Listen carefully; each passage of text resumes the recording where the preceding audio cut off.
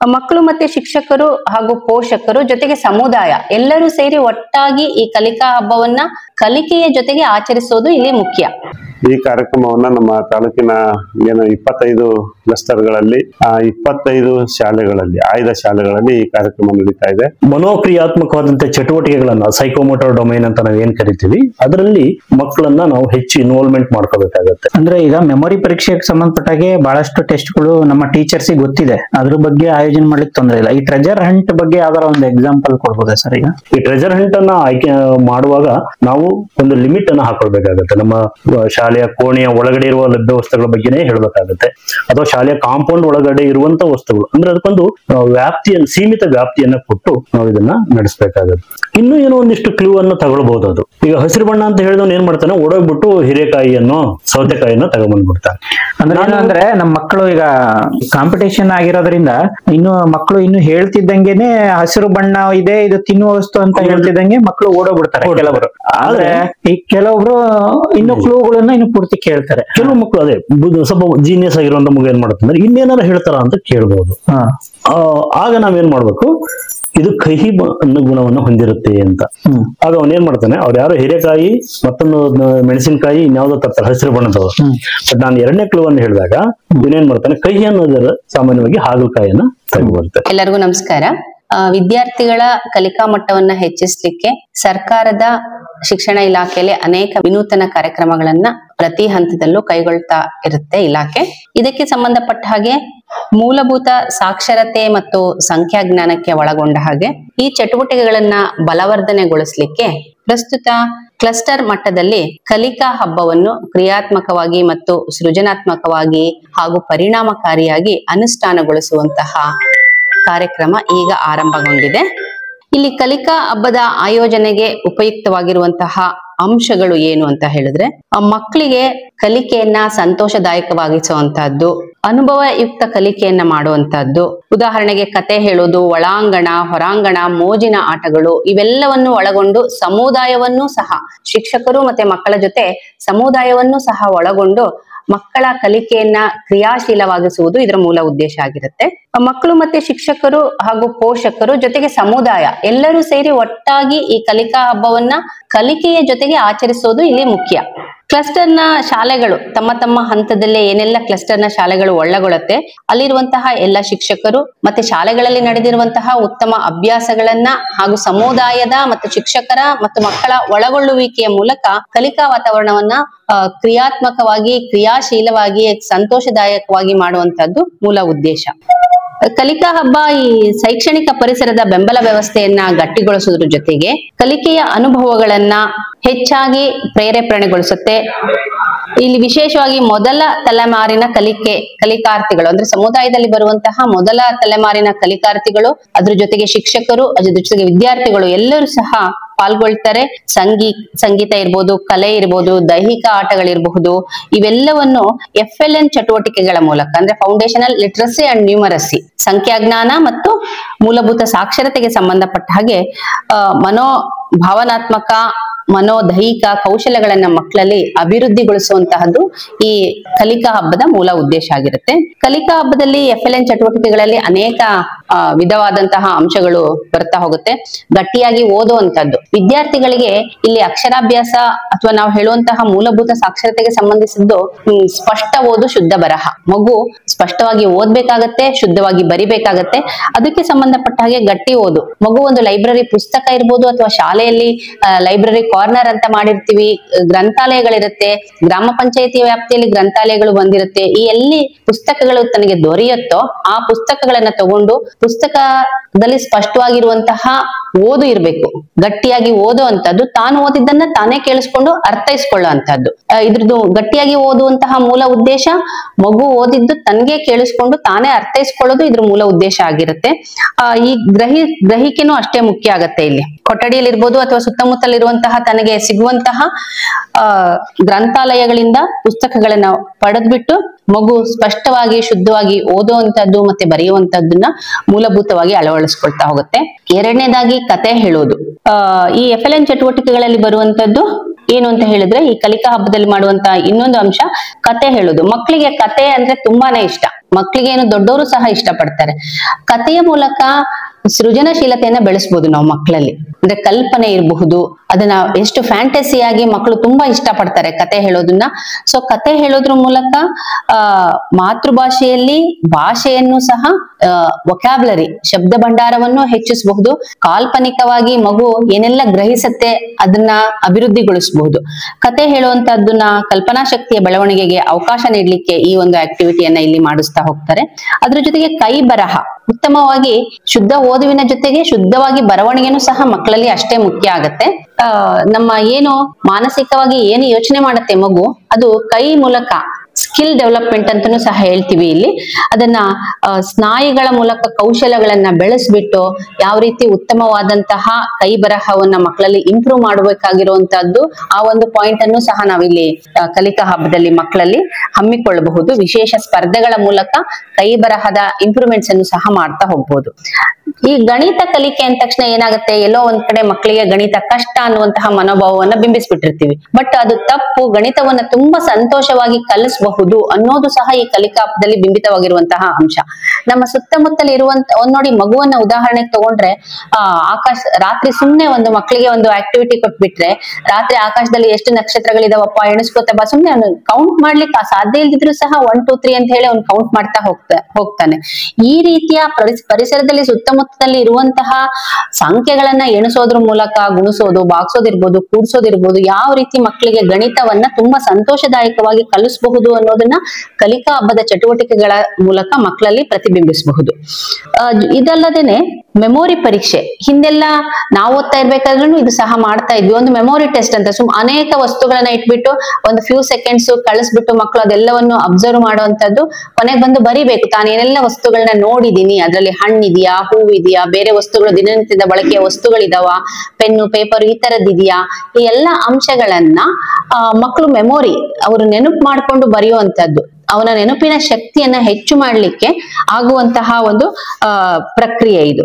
ಈ ಮೆಮೊರಿ ಪರೀಕ್ಷೆ ಮೂಲಕನೂ ಸಹ ವಿಶೇಷ ಚಟುವಟಿಕೆಗಳನ್ನ ಈ ಕಲಿಕಾ ಹಬ್ಬದಲ್ಲಿ ಆಯೋಜನೆ ಮಾಡೋದ್ರ ಮೂಲಕ ಮಕ್ಕಳ ಜ್ಞಾಪಕ ಶಕ್ತಿಯನ್ನ ಹೆಚ್ಚಿಸುವಂತಹ ಒಂದು ಪ್ರಕ್ರಿಯೆ ಅಥವಾ ಒಂದು ಆಕ್ಟಿವಿಟಿ ಸಹ ಇಲ್ಲಿ ಹಮ್ಮಿಕೊಳ್ಳಲಾಗಿದೆ.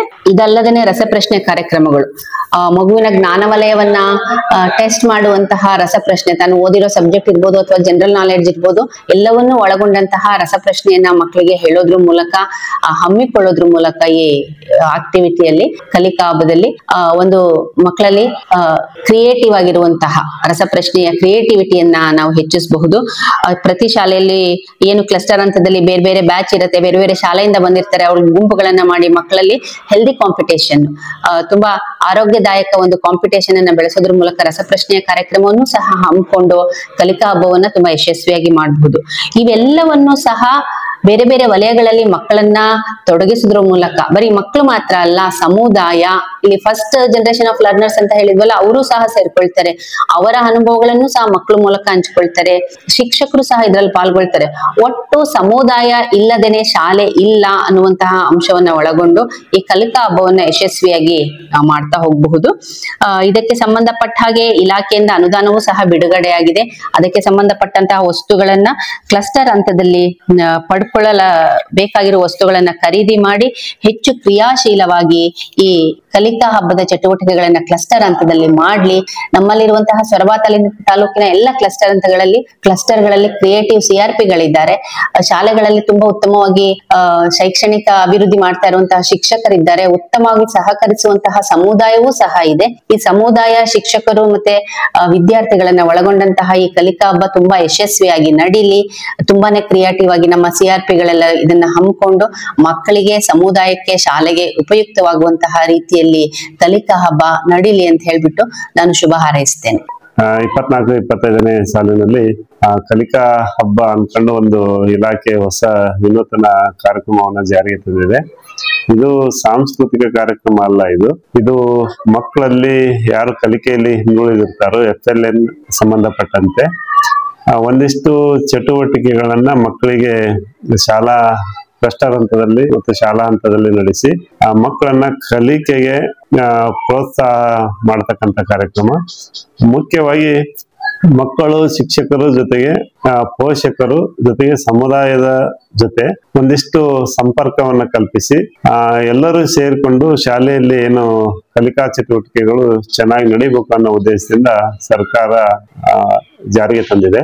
ಅದರಲ್ಲಿ ಮುಖ್ಯವಾಗಿ ಕಥೆ ಹೇಳುವುದಿರ್ಬೋದು, ಆಮೇಲೆ ಗಟ್ಟಿಯಾಗಿ ಓದುವುದು, ಆಮೇಲೆ ಸಂತಸದಾಯಕ ಗಣಿತ. ಮಕ್ಕಳು ಎಲ್ಲರೂ ಗಣಿತ ಅಂದ ತಕ್ಷಣ ಬಹಳ ಕಷ್ಟ ಅಂತ ಹೇಳ್ತಾರೆ ಆಲ್ಮೋಸ್ಟ್ ಆಗಿ.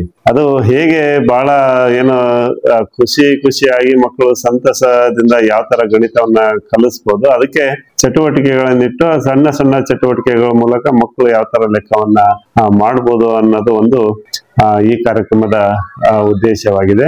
ಮತ್ತು ಪೋಷಕರು, ಶಿಕ್ಷಕರು ಮಕ್ಕಳ ಜೊತೆ ಒಂದು ಉತ್ತಮ ಸೌಹಾರ್ದಯುತವಾದಂತಹ ವಾತಾವರಣವನ್ನು ಕಲ್ಪಿಸಿ ಶಾಲೆಗಳಲ್ಲಿ ಕಲಿಕಾ ಏನು ಉತ್ತಮ ವಾತಾವರಣವನ್ನ ನಿರ್ಮಾಣ ಮಾಡಲಿಕ್ಕೆ ಇಲಾಖೆ ಈ ಕಾರ್ಯಕ್ರಮವನ್ನು ಜಾರಿಗೆ ತಂದಿದೆ. ಈ ಶಾಲಾ ಹಂತದಲ್ಲಿ ನಡೆಸೋದ್ರ ಜೊತೆಗೆ ಕ್ಲಸ್ಟರ್ ಹಂತದಲ್ಲಿ ನಮ್ಮ ಮುಖ್ಯ ಶಿಕ್ಷಕರು ಮತ್ತು CRPಗಳು ಸೇರ್ಕೊಂಡು ಎಲ್ಲಾ ಶಾಲೆಗಳಿಂದ ಮಕ್ಕಳನ್ನ ಕರೆಸಿ ಆ ಮಕ್ಕಳಿಗೆ ಒಂದು ಈ ಕೆಲವು ಚಟುವಟಿಕೆಗಳಲ್ಲಿ ಸ್ಪರ್ಧೆಗಳನ್ನ ನಡೆಸಿ ಆ ಮಕ್ಕಳ ಕಲಿಕೆಯನ್ನ ಉತ್ತಮ ಮಾಡಲಿಕ್ಕೆ ಒಂದು ಬಹಳ ಅತ್ಯಂತ ಉತ್ತಮ ಕಾರ್ಯಕ್ರಮ. ಈ ಕಾರ್ಯಕ್ರಮವನ್ನ ನಮ್ಮ ತಾಲೂಕಿನ ಏನು 25 ಕ್ಲಸ್ಟರ್ಗಳಲ್ಲಿ 25 ಶಾಲೆಗಳಲ್ಲಿ, ಆಯ್ದ ಶಾಲೆಗಳಲ್ಲಿ ಈ ಕಾರ್ಯಕ್ರಮ ನಡೀತಾ ಇದೆ. ಈ ಕಾರ್ಯಕ್ರಮವನ್ನ ಬಹಳ ಯಶಸ್ವಿಯಾಗಿ ನಮ್ಮ ಮುಖ್ಯ ಶಿಕ್ಷಕರು ಮತ್ತು CRPಗಳು ಸೇರ್ಕೊಂಡು ನಡೆಸಿ ಆ ಮೂಲಕ ಒಂದಿಷ್ಟು ಮಕ್ಕಳಲ್ಲಿ ಉತ್ತಮ ಕಲಿಕಾ ವಾತಾವರಣ ನಿರ್ಮಾಣ ಮಾಡಲಿ ಅಂತ ಈ ಸಂದರ್ಭದಲ್ಲಿ ಹೇಳ್ತಾ ಇದ್ದೀವಿ. ಎಲ್ರಿಗೂ ನಮಸ್ಕಾರ. ಈ ದಿನ ನಾವು 2024-25ನೇ ಸಾಲಿನಲ್ಲಿ ಸರ್ಕಾರದ ಸೂಚನೆಯ ಮೇಲೆ ಈ ಒಂದು ಕಲಿಕಾ ಹಬ್ಬವನ್ನ ಎಲ್ಲಾ ಒಂದು ಕ್ಲಸ್ಟರ್ ಅಲ್ಲೂ ಆಯೋಜನೆ ಮಾಡಲಿಕ್ಕೆ ಸರ್ಕಾರ ಸೂಚಿಸಿದೆ. ಈ ಒಂದು ಕಲಿಕಾ ಹಬ್ಬವನ್ನ ಯಾವ ರೀತಿಯಾಗಿ ಆಯೋಜನೆ ಮಾಡಬೇಕು, ಅದರಲ್ಲಿ ಬರುವಂತಹ ಯಾವ್ಯಾವ ಚಟುವಟಿಕೆಗಳು, ಆ ಚಟುವಟಿಕೆಗಳನ್ನ ಯಾವ ರೀತಿ ನಿರ್ವಹಿಸಬೇಕು ಅನ್ನೋದನ್ನ ಈ ಒಂದು ಕಾರ್ಯಕ್ರಮದಲ್ಲಿ ನಾವು ಚರ್ಚೆ ಮಾಡೋಣ. ಈ ಒಂದು ಕಾರ್ಯಕ್ರಮಕ್ಕೆ ನಮ್ಮ ಸೊರಬ BRCಯ BRPಗಳಾದಂತ ಶ್ರೀಯುತ ಮಂಜಪ್ಪ ಸರ್ ಅವರು ಈ ಒಂದು ಕಾರ್ಯಕ್ರಮಕ್ಕೆ ಆಗಮಿಸಿದ್ದಾರೆ. ಅವರಿಗೆ ಸ್ವಾಗತವನ್ನು ಬಯಸ್ತಾ ಇದ್ದೀನಿ. ನಮಸ್ತೆ ಸರ್. ಎಲ್ಲರಿಗೂ ನಮಸ್ಕಾರ. ಸರ್, ಈಗ ಎಷ್ಟನೇ ಕ್ಲಾಸಿಂದ ಎಷ್ಟನೇ ಕ್ಲಾಸ್ ತನಕ ಈ ಒಂದು ಕಲಿಕಾ ಹಬ್ಬ ಈಗ ಆಯೋಜನೆ ಮಾಡುವಂತದ್ದು? 1 ರಿಂದ 5ನೇ ತರಗತಿಯಲ್ಲಿ ಸರ್ಕಾರಿ ಶಾಲೆಗಳಲ್ಲಿ ಓದ್ತಾ ಇರುವಂತಹ ಎಲ್ಲಾ ಮಕ್ಕಳಿಗೂ ಕೂಡ ಈ ಒಂದು ಕಾರ್ಯಕ್ರಮವನ್ನ ನಡೆಸ್ಕೊಡ್ಬೇಕು. ಅಂದ್ರೆ ಈಗ ನಮ್ಮ ಟೀಚರ್ಸ್ ಈಗ ಒಂದು ಇದರಲ್ಲಿ ಬರುವಂತಹ ಚಟುವಟಿಕೆಗಳು ಏನ್ 7 ಇದೆಯಲ್ಲ, ಈಗ ಆಲ್ರೆಡಿ ನಮ್ಮ ಟೀಚರ್ಸ್ ಗೊತ್ತಿದೆ 7 ಚಟುವಟಿಕೆ ಇದೆ ಇದರಲ್ಲಿ ಅಂತ. ಈ 7 ಚಟುವಟಿಕೆನು ಯಾವ ಇದು ಬೇಸ್ ಮೇಲೆ ಈ ಒಂದು 7 ಚಟುವಟಿಕೆಯನ್ನ ಇದ್ ಮಾಡಿದ್ದಾರೆ? ಈಗ ಉದಾಹರಣೆಗೆ ಮೊದಲನೇ ಚಟುವಟಿಕೆಯನ್ನ ನಾವು ತೆಗೆದುಕೊಂಡ್ರೆ ಗಟ್ಟಿ ಓದು ಅಂತ ಏನ್ ಬರುತ್ತೆ, ಆ ಗಟ್ಟಿ ಓದು ಎನ್ನುವಂಥದ್ದನ್ನ ನಾವು ಮಕ್ಕಳಿಗೆ ಆಯೋಜನೆ ಮಾಡಬೇಕಾದ್ರೆ ನಾವು ಮಕ್ಕಳಿಗೆ ಒಂದು ಅವರ ತರಗತಿಯ ಸಾಮರ್ಥ್ಯಕ್ಕೆ ತಕ್ಕ ಹಾಗೆ ಕಥಾ ಪುಸ್ತಕಗಳನ್ನ ನಾವು ಲೈಬ್ರರಿಯಿಂದ ಪಡ್ಕೊಳ್ಬಹುದು, ಅಥವಾ ಓದುವ ಮೂಲೆಯಿಂದ ಪಡ್ಕೊಳ್ಬಹುದು, ಪಂಚಾಯತ್ ನಲ್ಲಿರುವಂತಹ ಗ್ರಂಥಾಲಯದಿಂದ ನಾವು ಪುಸ್ತಕಗಳನ್ನ ತೆಗೆದುಕೊಳ್ಬಹುದು. ಒಟ್ಟಾರೆಯಾಗಿ ನಮ್ಮ FLN ನಲ್ಲಿ ಬರುವಂತಹ ಸೂಚಕಗಳಲ್ಲಿ ಏನು ನಾವು ಪರೀಕ್ಷೆ ಮಾಡ್ತಾ ಇದ್ದೀವಿ ಅಥವಾ ಮಕ್ಕಳಿಗೆ ಕಲಿಸ್ಬೇಕು ಅಂತ ನಾವು ಏನ್ ಬಯಸ್ತಾ ಇದೀವಿ, ಆ ಎಲ್ಲಾ ಅಂಶಗಳನ್ನು ಒಳಗೊಂಡಿರುವಂತಹ ಒಂದು ಸೃಜನಾತ್ಮಕವಾದಂತಹ ಒಂದು ಪಠ್ಯವನ್ನ ರೆಡಿ ಮಾಡ್ಕೊಂಡು ಅದನ್ನ ಮಗು ಗಟ್ಟಿಯಾಗಿ ಓದಿ ಹೇಳ್ಬೇಕು. ಮುಖ್ಯವಾಗಿ ಈ ಒಂದು FLN ಅಂಶದ ಮೇಲೆ ಈ ಒಂದು ಎಲ್ಲಾ ಒಂದು ಅಂಶಗಳು ಏನು ಚಟುವಟಿಕೆಗಳು ಸಹಿತ ಕನ್ಸ್ಟ್ರಕ್ಟ್ ಆಗಿದಾವೆ ಅಂತ. ಹೌದು, ಮಗುವಿನ ಒಂದು ಕನಿಷ್ಠ ಕಲಿಕಾ ಮಟ್ಟ ಅಂತ ನಾವೇನ್ ಹೇಳ್ತೀವಿ ಅದನ್ನ ಆಧರಿಸಿಬಿಟ್ಟು ಮಗುವಿನ ಕಲಿಕೆಯನ್ನ ನಾವು ಮೊದಲು ಪರೀಕ್ಷಿಸಿಕೊಳ್ಬೇಕು. ಹಾಗಾಗಿ ಅಲ್ಲಿ ಸ್ಪರ್ಧಿಸುವಂತ ಎಲ್ಲಾ ಮಕ್ಕಳು ಕೂಡ ಆ ಸಾಮರ್ಥ್ಯಕ್ಕೆ ತಕ್ಕಂತೆ ಓದುವುದನ್ನ ನಾವು ಪರೀಕ್ಷೆ ಮಾಡ್ತಾ ಇದ್ದೇವೆ. ಅದರ ಮೂಲಕ ಆ ಶಾಲೆಯಲ್ಲಿ ಯಾವ ರೀತಿಯ ಕಲಿಕಾ ವಾತಾವರಣ ಇದೆ ಅನ್ನೋದು ಕೂಡ ನಾವು ಪರೋಕ್ಷವಾಗಿ ಅವರ ಮಕ್ಕಳನ್ನ ಪರೀಕ್ಷೆ ಮಾಡಿದಂಗೆ ಆಗುತ್ತೆ. ಈಗ ಈ ಒಂದು ಕಾರ್ಯಕ್ರಮಕ್ಕೆ ಸಂಬಂಧಪಟ್ಟ ಹಾಗೆ ಈ ಒಂದು 7 ಚಟುವಟಿಕೆಯನ್ನು ಸಹಿತ ನಾನು ಹೇಳ್ತೀನಿ. ಮೊದಲಿಗೆ ಗಟ್ಟಿ ಓದು, ನಂತರ ಕತೆ ಹೇಳುವುದು, ನೆಕ್ಸ್ಟ್ ಕೈ ಬರಹ ಅಥವಾ ಕ್ಯಾಲಿಗ್ರಫಿ, ನಂತರ ಸಂತೋಷದಾಯಕ ಗಣಿತ ಅಥವಾ ಮೋಜಿನ ಗಣಿತ, ನೆಕ್ಸ್ಟ್ ಮೆಮೊರಿ ಪರೀಕ್ಷೆ ಅಥವಾ ಟ್ರೆಜರ್ ಹಂಟ್, ನೆಕ್ಸ್ಟ್ ಒನ್ ರಸ ಪ್ರಶ್ನೆ, ನೆಕ್ಸ್ಟ್ ಲಾಸ್ಟ್ ಒನ್ ಪೋಷಕರು ಮತ್ತು ಮಕ್ಕಳ ಸಹ ಸಂಬಂಧ ಚಟುವಟಿಕೆ ಅಂತ ಈ ರೀತಿಯಾಗಿ 7 ಚಟುವಟಿಕೆ ಇದರಲ್ಲಿ ಇದೆ. ಸರ್, ಈಗ 7 ಚಟುವಟಿಕೆಯಲ್ಲಿ ಈಗ ಕ್ಲಾಸಲ್ಲಿ ಇರುವಂತಹ ಒಂದೊಂದು ಕ್ಲಾಸಿಗೂ ಸಹಿತ 7 ಚಟುವಟಿಕೆಯಲ್ಲಿ ಭಾಗವಹಿಸ್ಬೇಕಾ ಮಕ್ಕಳು, ಅಥವಾ ಶಾಲೆಗೆ ಒಂದು ಸೆಲೆಕ್ಟ್ ಮಾಡ್ಕೊಂಡ್ ಬರ್ಬೇಕಾ, ಅಥವಾ ಕ್ಲಾಸಿಗೆ ಒಂದೊಂದು ಮಕ್ಕಳನ್ನ ಸೆಲೆಕ್ಟ್ ಮಾಡ್ಕೊಂಡ್ ಬರ್ಬೇಕಾ? ಇಲ್ಲ, ಒಂದು ಶಾಲೆಯಿಂದ ಒಂದು ಮಗು, ಗಟ್ಟಿ ಓದುವಿಕೆಯಲ್ಲಿ ಒಂದು ಮಗು ಪಾಲ್ಗೊಳ್ಬೇಕು, ಕತೆ ಹೇಳೋದ್ರಲ್ಲಿ ಒಂದು ಮಗು ಪಾಲ್ಗೊಳ್ಬೇಕು, ಸರಿ, ರಸಪ್ರಶ್ನೆಗೆ 1 ಮಗು, ಟ್ರೆಜರ್ ಹಂಟ್ ಅಥವಾ ಜ್ಞಾಪಕ ಪರೀಕ್ಷೆಯಲ್ಲಿ, ಹೀಗೆ 7 ಚಟುವಟಿಕೆಗಳಲ್ಲಿ ಒಂದೊಂದು ಮಗು ಭಾಗವಹಿಸುವ ಹಾಗೆ ನೋಡ್ಕೊಳ್ಳೋದು. ಕತೆ ಹೇಳುವುದು ಅಂತ ತಗೊಂಡ್ರೆ ಕ್ಲಸ್ಟರ್ ಅಲ್ಲಿ ಒಂದು 15 ಶಾಲೆ ಇತ್ತು ಅಂದ್ರೆ 15 ಮಕ್ಕಳು ಇದರಲ್ಲಿ ಕಾಂಪೀಟ್ ಮಾಡ್ತಾರೆ. ಶಾಲಾ ಹಂತದಲ್ಲಿ ಆಯ್ಕೆ ಮಾಡ್ಕೊಳ್ಳುವಾಗ್ಲೂ ಕೂಡ ಅಲ್ಲಿ ಶಾಲಾ ಹಂತದಲ್ಲಿನೇ ಮಕ್ಕಳಿಗೆ ಸ್ಪರ್ಧೆಯನ್ನು ಮಾಡ್ಬಿಟ್ಟು ಅಲ್ಲಿ ಕೂಡ ಮಗುವನ್ನು ಆಯ್ಕೆ ಮಾಡ್ಕೊಂಡ್ ಬರ್ಬೇಕು. ನೇರವಾಗಿ ಈ ಒಂದೊಂದು ಸ್ಪರ್ಧೆಗೆ ಒಂದೊಂದು ಮಗು ಅಂತ ಹಂಚಬಾರ್ದು. ಅಲ್ಲೂ ಮಕ್ಕಳಲ್ಲೂ ಕೂಡ ನಾವು ಸ್ಪರ್ಧೆಯನ್ನು ಏರ್ಪಡಿಸಿ ಅಲ್ಲಿ ವಿಜೇತ ಮಗುವನ್ನು ಆಯ್ಕೆ ಮಾಡ್ಕೊಂಡ್ ಬರ್ಬೇಕು. ಆಗ ಮಕ್ಕಳಿಗೆ ಏನು ಅನ್ಸುತ್ತಂದ್ರೆ ಅವನು ವಿಜೇತನಾಗಿರೋದೆ, ಅವಳು ವಿಜೇತಳಾಗಿದ್ದಾಳೆ, ಹಾಗಾಗಿ ಅವ್ರನ್ನ ಕರ್ಕೊಂಡು ಹೋಗ್ತಾರೆ ಅಂತ ಒಂದು ಭಾವನೆ ಬರ್ತದೆ. ನಾವು ನೇರವಾಗಿ ಗುರುತಿಸ್ಬಿಟ್ರೆ ಮಕ್ಕಳಲ್ಲೆಲ್ಲ ಒಂದ್ ಕಡೆಗೆ ಒಂದು ನ್ಯಾಯವನ್ನು ಕೊಟ್ಟಂಗ ಆಗೋದಿಲ್ಲ. ಈ ರೀತಿಯಾಗಿ ಒಂದು 7 ಚಟುವಟಿಕೆಯಾಗಿ ಇದೆ.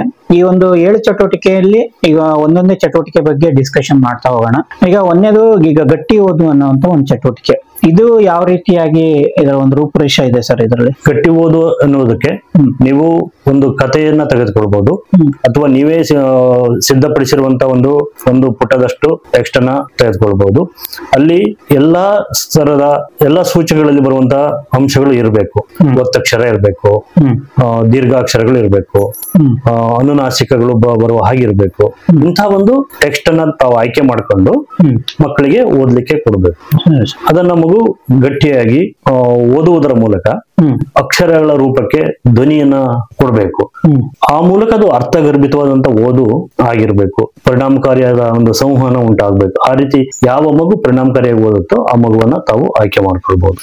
ಅಂದ್ರೆ ಈಗ ಸೆಲೆಕ್ಷನ್ ಮಾಡುವಾಗ ಈಗ ಯಾವ ರೀತಿಯಾಗಿ ಸೆಲೆಕ್ಷನ್ ಅಂದ್ರೆ, ಈಗ ನೀವ್ ಹೇಳ್ದಾಗೆ ಧ್ವನಿಯ ಏರಿಳಿತ, ಅದು ಪರಿಣಾಮಕಾರಿಯಾಗಿ ಯಾವ ರೀತಿ ಓದ್ತಾ ಇದೆ, ಅದರ ಒಂದು ಧ್ವನಿಯ ಲೇಖನ ಚಿಹ್ನೆ ಮತ್ತೆ ಆ ಒಂದು ಸ್ಪಷ್ಟತೆ, ಇವೆಲ್ಲವನ್ನು ಕೌಂಟ್ ಮಾಡಿ ಅವ್ರನ್ನ ಮಕ್ಕಳನ್ನ ಸೆಲೆಕ್ಟ್ ಮಾಡ್ಬೇಕು ಅಂತ ಇರುವಂತದ್ದು.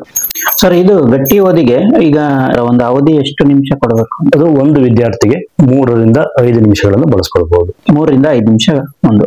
ಓಕೆ, ನೆಕ್ಸ್ಟ್ ಈಗ ಕತೆ ಹೇಳುವುದು ಅಂತ ಇದೆ. ಈಗ ಕತೆ ಹೇಳುವುದು ಅಂದ್ರೆ ನಾವೇ ಈಗ ಅದನ್ನ ಕಥೆಯನ್ನು ಕೊಡೋ ಅಂತದ ಅಥವಾ ಅವ್ರು ಯಾವ್ದಾದ್ರು ಒಂದು ಕಥೆಯನ್ನು ಹೇಳೋಂತದ?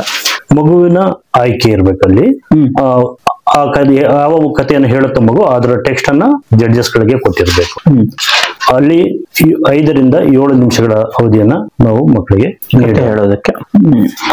ಅಂದ್ರೆ ಈಗ ಮಗುನೇ ಈಗ ಯಾವ್ದಾದ್ರು ಕಥೆಯನ್ನ ಅದೇ ಆಯ್ಕೆ ಮಾಡ್ಕೊಂಡು ಕತೆ ಹೇಳೋಂತದ? ಇಲ್ಲಿ ನಾವು ಪಠ್ಯಪುಸ್ತಕದಲ್ಲಿ ಬರುವಂತ ಕಥೆಗಳನ್ನ ಹೇಳಲಿಕ್ಕೆ ಕೊಡಬಹುದು. ಅದಕ್ಕೆ ಸಮಾನವಾಗಿರುವಂತಹ ಕಥೆಗಳು, ಲೈಬ್ರರಿ ಪುಸ್ತಕಗಳಲ್ಲಿ ಓದಿರುವಂತಹ ಕಥೆಗಳು ಇರ್ತವೆ. ಮಗು ತನ್ನ ಮನೆಯ ಪರಿಸರದಲ್ಲಿ ತಿಳ್ಕೊಂಡಿರುವಂತ ಕಥೆಗಳಿರ್ತವೆ. ಅಂತಹ ಕಥೆಗಳನ್ನ ಹೇಳಲಿಕ್ಕೆ ನಾವು ಕೊಡ್ಬೋದು. ಈಗ ನೆಕ್ಸ್ಟ್ ಸರ್, ಕೈ ಬರಹ ಅಥವಾ ಕ್ಯಾಲಿಗ್ರಫಿ ಅಂತ ಇದೆ.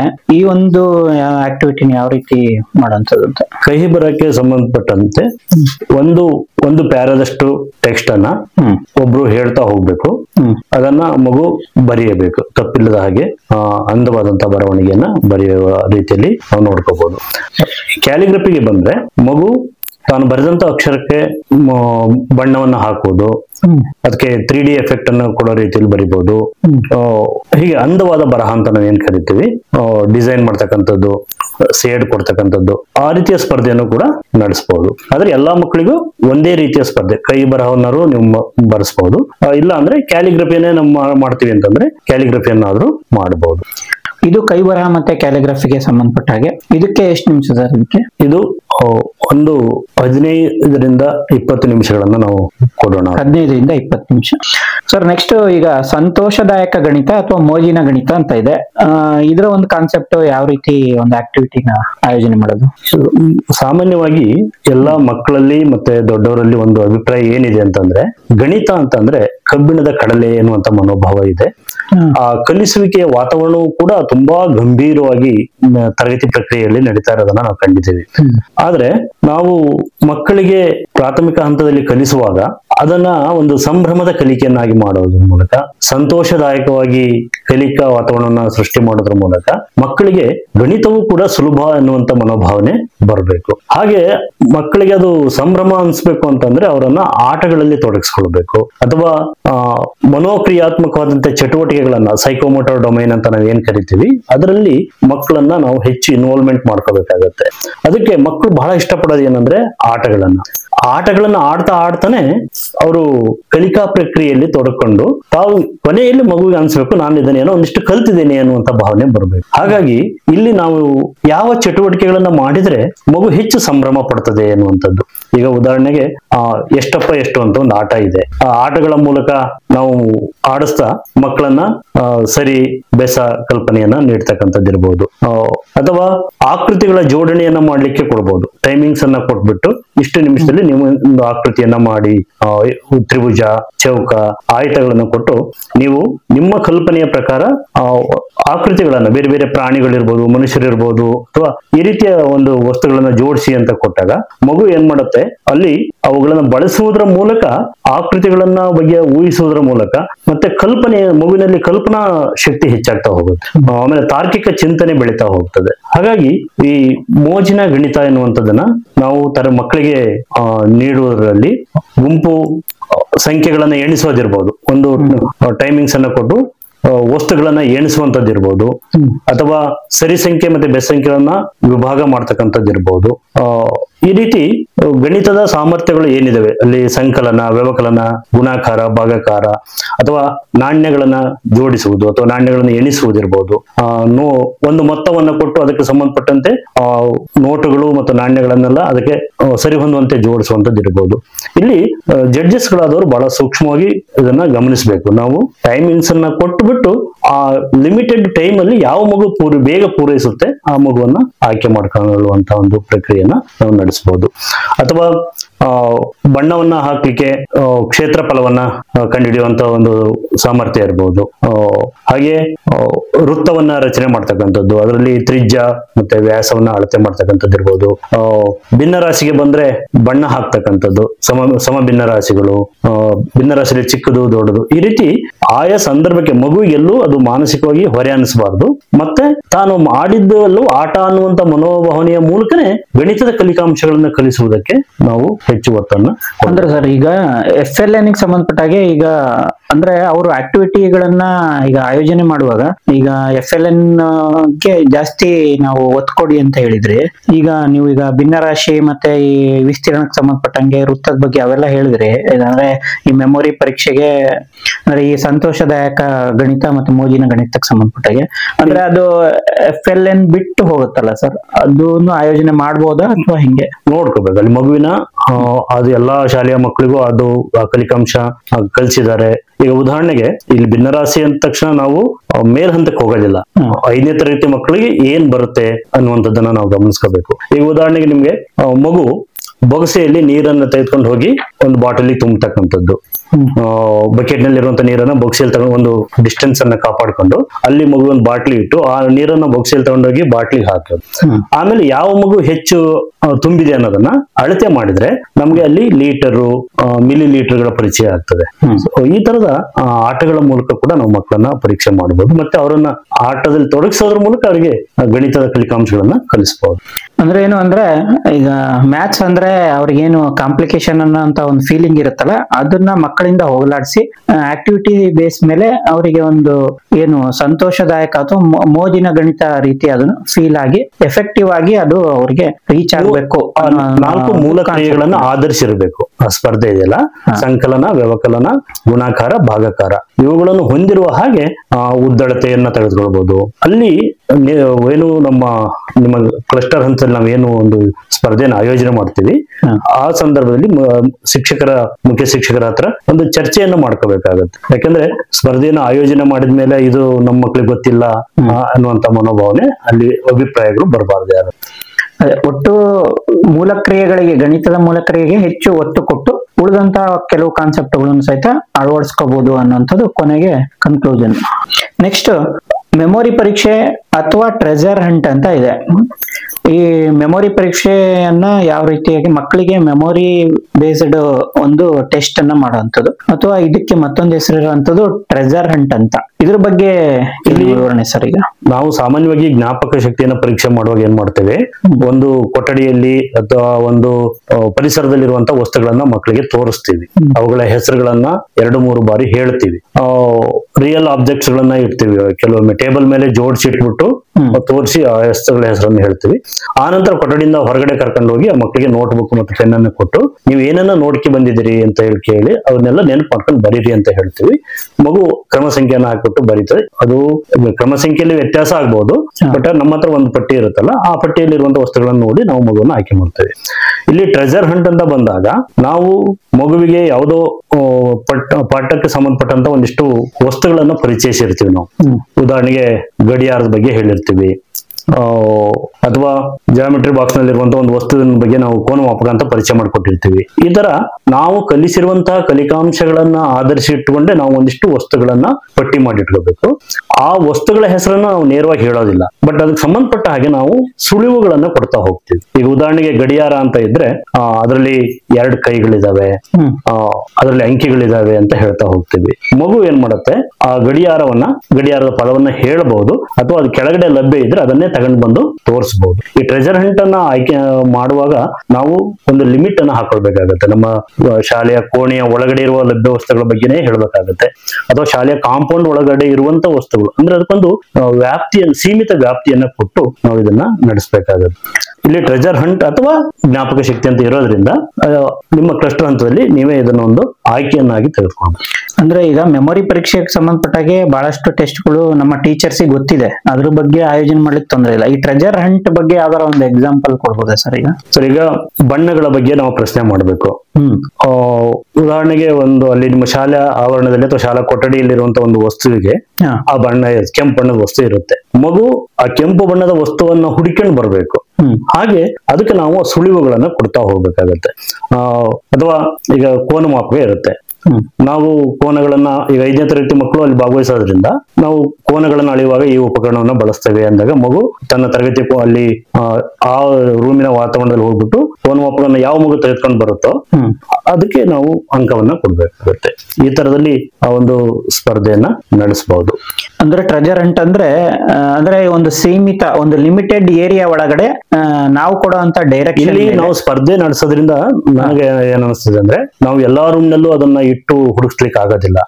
ನಾವು ಏನೇನನ್ನ ಕೇಳ್ತೀವಿ ಅನ್ನುವಂಥದ್ದು ಒಂದಿಷ್ಟು ವಸ್ತುಗಳನ್ನ, ಈಗ ಹೆಂಗೆ ಜ್ಞಾಪಕ ಶಕ್ತಿಗೆ ಹೆಂಗೆ ವಸ್ತುಗಳನ್ನ ಜೋಡಿಸ್ತೇವಲ್ಲ, ಅದೇ ತರ ನಾವು ಏನೇನು ವಸ್ತುಗಳನ್ನ ಕೇಳಬಹುದು ಅನ್ನೋದನ್ನ ಗಮನಿಸಿ ಒಂದು ಕೋಣೆಯ ಒಳಗಡೆ ಆ ವಸ್ತುಗಳನ್ನೆಲ್ಲವನ್ನು ಇಟ್ಟು ನಾವು ಇನ್ನೊಂದು ಕೋಣೆಯಲ್ಲಿ ಜಾಗದಲ್ಲಿ ಕುತ್ಕೊಂಡು ಆ ಮಗುವನ್ನು ಅಲ್ಲಿಂದ ಆ ರೂಮಿಗೆ ಹೋಗಿ ತರೋ ಹಾಗೆ ವ್ಯವಸ್ಥೆಯನ್ನು ಮಾಡ್ಕೊಳ್ಬೇಕಾಗುತ್ತೆ. ಅಂದ್ರೆ ಒಂದು ರೂಮಲ್ಲಿ ಈಗ ಆಯೋಜನೆ ಮಾಡಿ ನಮ್ಗೆ ನಾವು ಈ ರಿಲೇಟೆಡ್ ಆಗಿರೋ ವಸ್ತುಗಳು ನಾವು ಕೇಳೋಂತ ಪ್ರಶ್ನೆಗೆ ಮುಂಚೆನೆ ರಿಲೇಟೆಡ್ ಆಗಿ ಆ ಐಟಮ್ಸ್ ಎಲ್ಲ ಅಲ್ಲಿ ರೂಮಲ್ಲಿ ಜೋಡಿಸ್ಕೋಬೇಕು. ಈಗ ಕೆಂಪು ಈಗ ವಸ್ತುಗಳನ್ನ ಇರೋಂತ ವಸ್ತುಗಳನ್ನ ತಗೊಂಬನ್ನಿ ಅಂದ್ರೆ ಆ ರೂಮಲ್ಲಿ ಯಾವ್ದಾದ್ರು ರೆಡ್ ಕಲರ್ ಇರುತ್ತೆ ಅವನ್ನ ತರಬೇಕು. ಇಲ್ಲಿ ಮಗು ಸುಳಿವುಗಳು, ಒಂದ್ ಮಗು ಒಂದೇ ಸುಳಿವಿಗೆ ಹೋಗಿ ತಕೊಂಡ್ಬರ್ಬೋದು, ಅಥವಾ ಇನ್ನೊಂದ್ ಮಗು 2-3 ಸುಳಿವುಗಳನ್ನ ನಿರೀಕ್ಷೆ ಮಾಡಬಹುದು, ಅಥವಾ ಹೇಳಿದ ಸುಳಿವುಗಳನ್ನ ಆಲಿಸ್ತಾನೆ ಬೇರೆ ತಪ್ಪಂತ ವಸ್ತುಗಳನ್ನ ತರಬಹುದು.